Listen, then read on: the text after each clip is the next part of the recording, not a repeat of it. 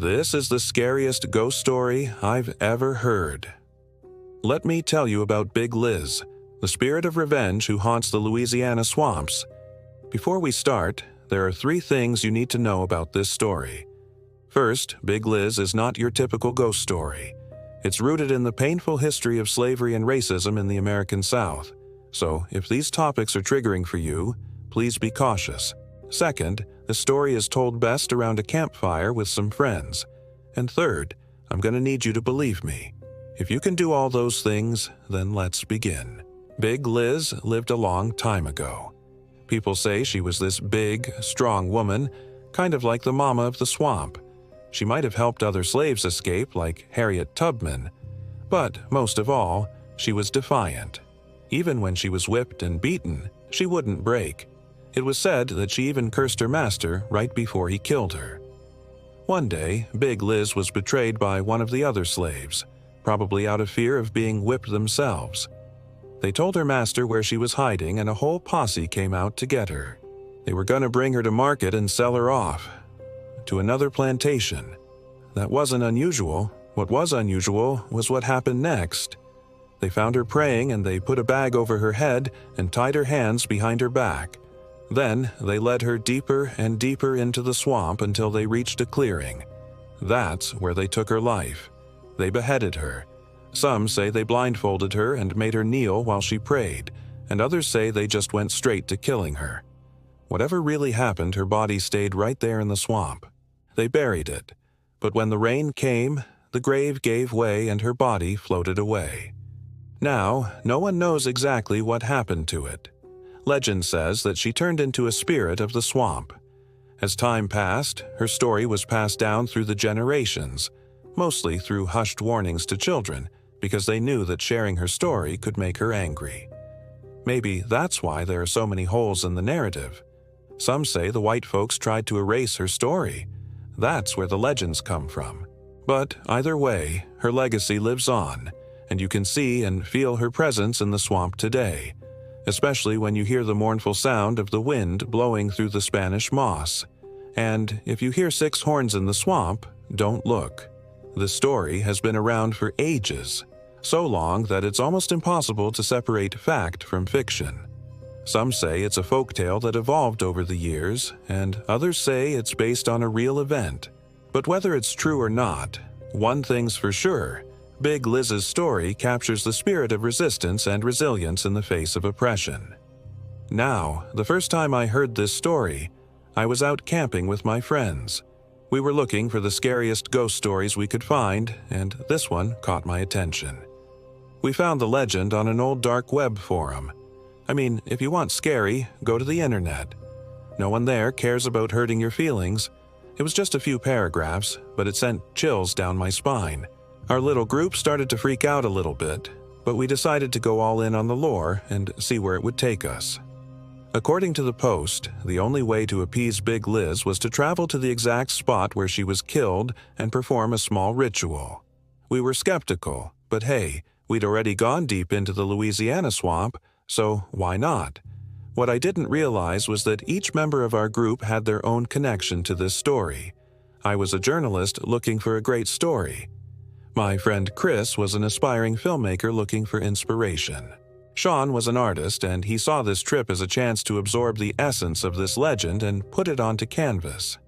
And then there was Jessica, a folklore enthusiast. She wanted to prove to herself that ghosts weren't just made up. We spent a couple days driving around and exploring, and finally we found a secluded area of the swamp that felt just right. I mean, after all, this is the Big Easy. There's haunted everywhere here. We followed the directions from the online post and started the ritual. That's when things got weird. Each of us had a role to play. Chris was filming the whole thing on his GoPro. Sean drew protective symbols all over the car. Jessica kept repeating incantations. I don't remember what they were, and I honestly don't want to know. And I suppose I was supposed to be the skeptic, even though my insides were screaming bloody murder. When we were done, the forest was silent. Then, suddenly, a log rolled across the path in front of the car. We all jumped. Chris stopped recording. Sean looked pissed. Jessica kept chanting. Me, I was freaking out. I wanted to run, but my legs felt like concrete. Then we heard it, a whisper in the trees. It was too quiet to make out the words, but it was definitely a voice. Suddenly, our car lurched forward. I swear it moved on its own. We were paralyzed with fear until the engine stopped and everything went silent again. That's when the voices started. They were everywhere, whispering in the trees, taunting us, telling us to leave. Some of the voices sounded like women crying, and others were like chains dragging metal moans. When we tried to drive off, the voices followed us, getting louder, more insistent. Chris stopped the car again and we all started to panic. We sat in silence, listening to the voices, waiting for whatever was going to happen next. And when I looked out into the darkness, I saw shadowy figures at the edge of our headlights. It was like they were watching us, and then one of the figures stepped forward, taller than the rest, like a giant looming over us.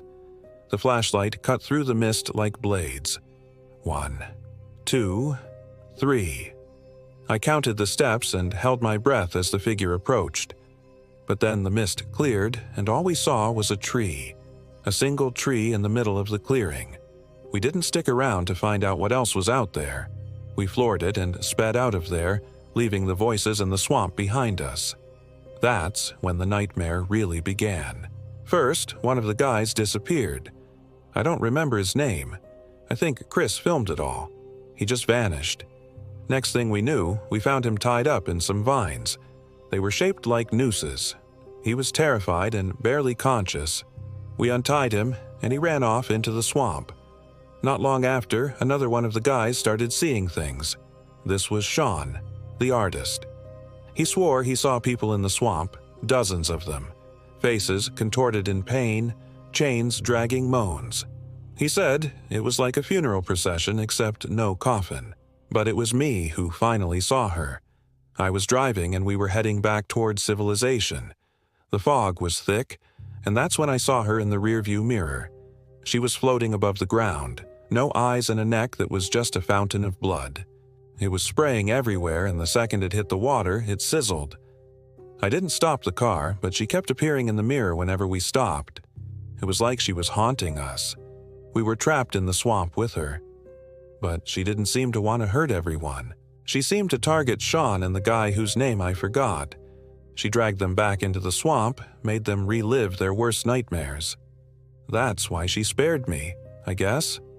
I never went to art school, so I didn't have any nightmares. I'm not sure how long we were in that car, but eventually she let us go. We drove off as fast as we could and didn't stop until we reached a motel. There we found a TV and watched the news. That's when we learned the horrible truth about Liz. She doesn't just haunt people who disrespect her. She also targets those who desecrate the graves of the dead, which explained why she spared me. I hadn't meant any disrespect. I was just along for the ride. To be honest, I still don't believe in ghosts, but I won't forget that night anytime soon. It changed me in ways I never expected. And I still have nightmares about that swamp.